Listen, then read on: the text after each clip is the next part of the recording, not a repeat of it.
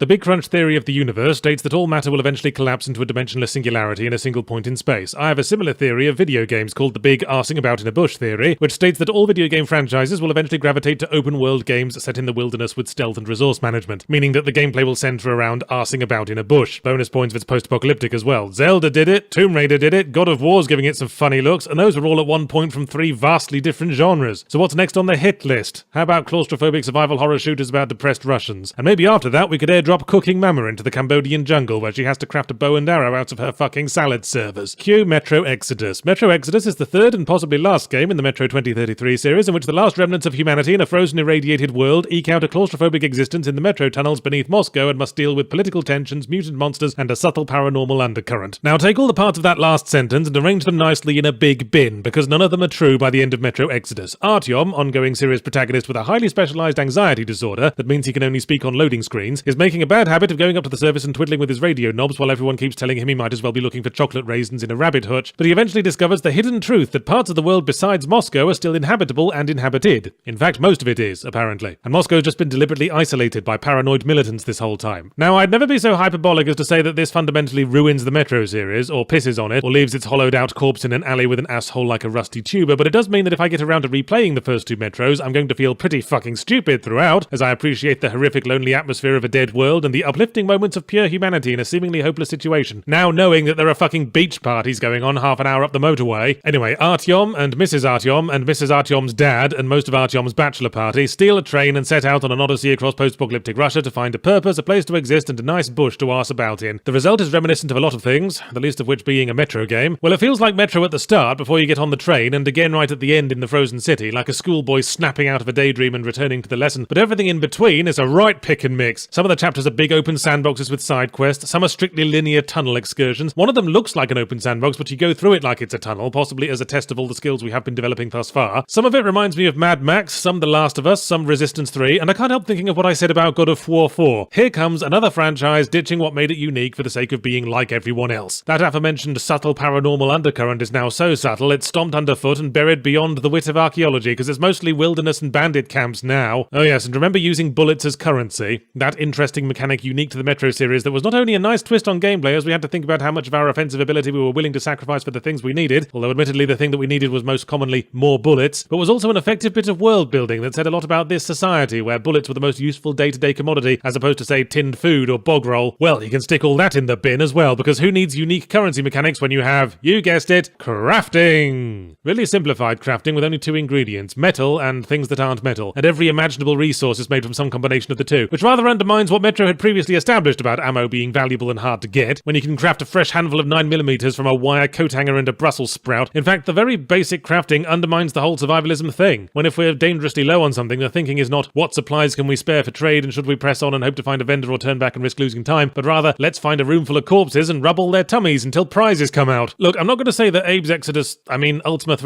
Metro Exodus is a bad game. I just think the gameplay's become rather painfully generic. Shoot the bandits or stealth the bandits, and then gun down a pack of feral humans that we very emphatically will not refer to as zombies. Oh, come on, Yards, why do you always insist on things being unique? You never complain about having the exact same bowl of muesli and crafty wank for breakfast every morning. Alright, fine. One thing the Metro series does well is characters that come across as human as opposed to fleshy gun turrets with an emotional range that goes from determined to determined and a bit cross, and Exodus still has that. I relished the between mission bits on the train where we can hear extensive dialogues and watch everyone hang out and see how their personalities differentiate these interchangeable Russians with heads like potatoes, although the dialogue has a bad habit of signalling upcoming twists. We just have to get inside this one mysteriously silent bunker and everything will be fine, and we'll get medals and free food and a pony. Oh, I'm so optimistic for the future, if only I could shake this conspicuous non-specific cough. Shit's about to get fucky! And it always does, but I don't like how the story never satisfactorily pays off what it sets up. The overall plot is just a picaresque series of disconnected chapters that abruptly stops the moment it runs out of set pieces, but even the individual chapters are all lacking an appropriate climax. We're in an area controlled by a religious cult that worships a giant mutant fish. Are we going to fight the mutant fish at the end or liberate the cultists from brainwashing? No, we just sort of bugger off. Then we're in the Mad Max level where a bandit gang has enslaved a local indigenous tribe. Do we liberate the slaves? Not really. We do set the ball rolling on that, but instead of seeing it through, we just sort of bugger off. Then we're in the nice river valley level where we were hoping to set up home but find it crawling with weird survivalist forest people. Do we kill them all or learn to coexist? No, because then we get to the end of the valley and notice the dam's about to burst. Do we get to see it burst? Or rescue the forest people? No, we just point it out to them, say, shit's about to get fucky, and then bugger off. You called?